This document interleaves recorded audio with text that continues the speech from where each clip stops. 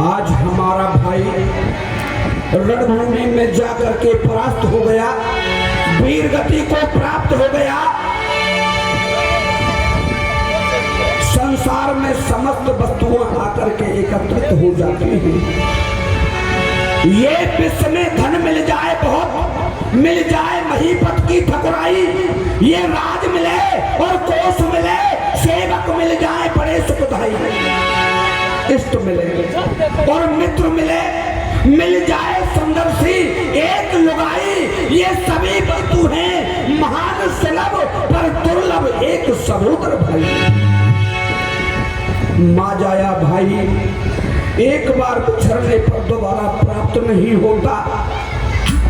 ओ मुगलों, सावधान हो जाओ, अभी तुमने मुझे देखा नहीं होगा और सर तुम्हारा वहां होगा तो धड़ तुम्हारा यहाँ होगा। सावधान हो जाओ, सेना का प्रबंध किया जाए। आज के युद्ध में हम स्वयं युद्ध करने के लिए चलेंगे। महाराज, सेना तैयार है, केवल आपके आदेश की आज्ञा चाहिए। चलो तैयारियां की जाए।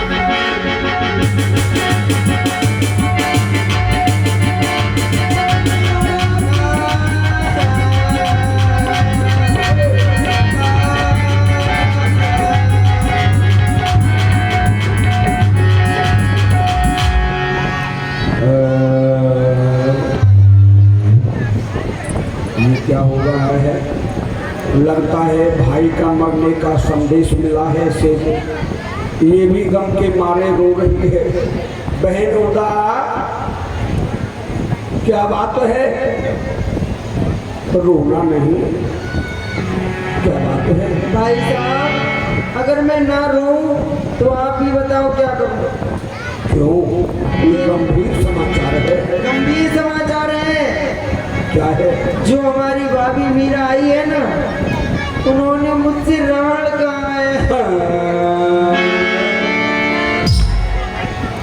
यानी मीरा ने तुमसे कोई ठट्ठा मसुकरा किया है, परंतु तुम्हें ज्ञात नहीं इस समय हम कहाँ जा रहे हैं, किस कार्य के लिए जा रहे हैं। तुम्हें याद नहीं हमारा भाई जो कि बलवान था, वह संग्राम करने के लिए गया और वहां जाकर के वीर गति को प्राप्त हो गया।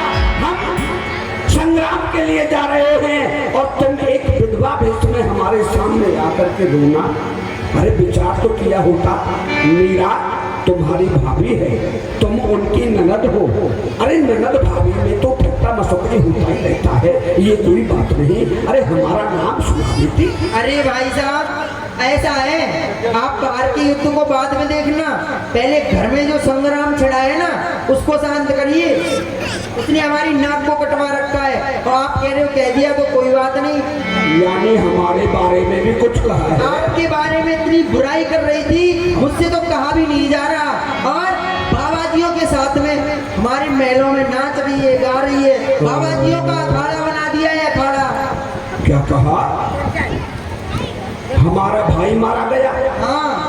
और वह बाबाजियों के साथ में नाच रही है, ये हमारी शान के खिलाफ है। तभी तो कह रही हूँ मैं। तो ठीक, हम इसी समय महलों की तरफ चलते हैं।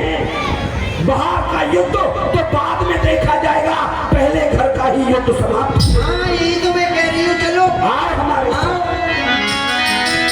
हो मैं कहूँ बजा कर ढोल, फिर घर मेरा है, कहूँ बजा कर ढोल,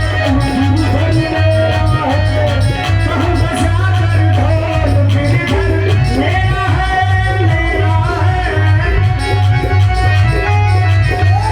कहूँ बजा कर ढोल, फिर घर मेरा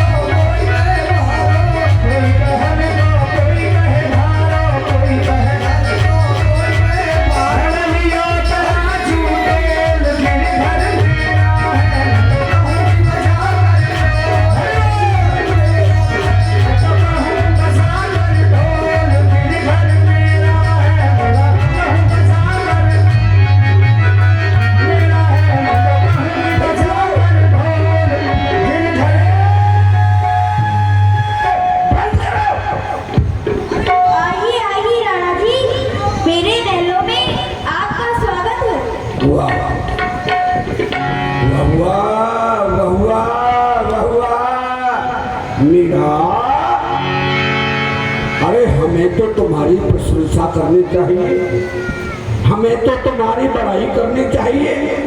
इस प्रकार से नाचना, गाना, उछलना, कूदना ये तुम्हें शोभा नहीं देता।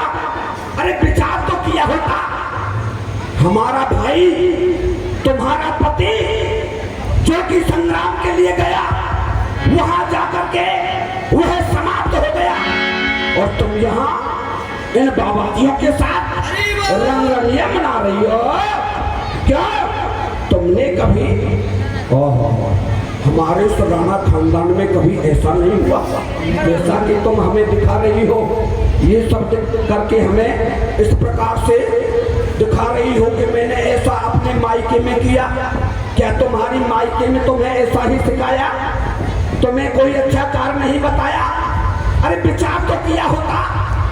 तुम यहाँ ससुराल में हो, तुमने कभी इस महल की चौखट से बाहर झांक करके देखा?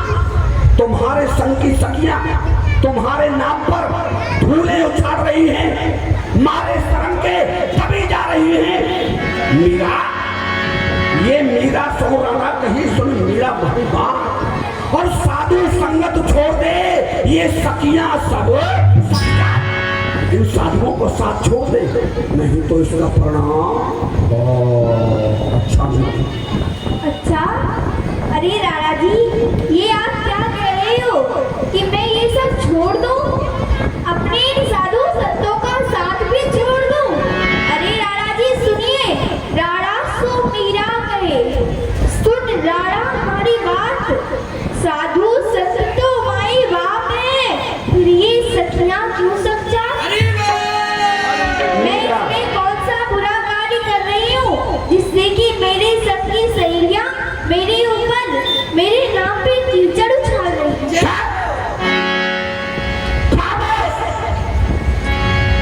एक सप्तमी का तूने अपनी जुबान से निकाला तो तेरी जुबान खींच लूंगा। साधु तो माई बाप है, ये साधु किसी के माता पिता नहीं होते। ये बाबा लोग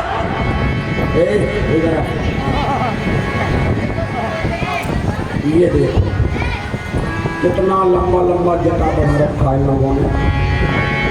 किसी की पत्नी मर जाती है तो बाबा हो जाते हैं, किसी के ऊपर मर्डर का केस लग जाता है तो बाबा हो जाते हैं।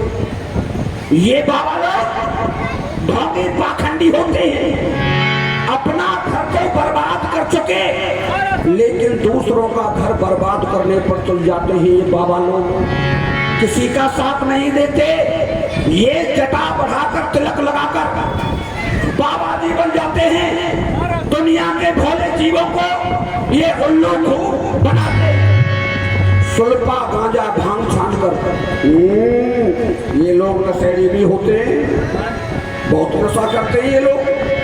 सुल्पा गांजा भांग छान कर घर घर अलग जगाते हैं। दुनिया के भोले जीवों से ये माल मुफ्त का खाते हैं। ये लोग कमा कर खा नहीं सकते, इनसे मेहनत का काम नहीं होगा।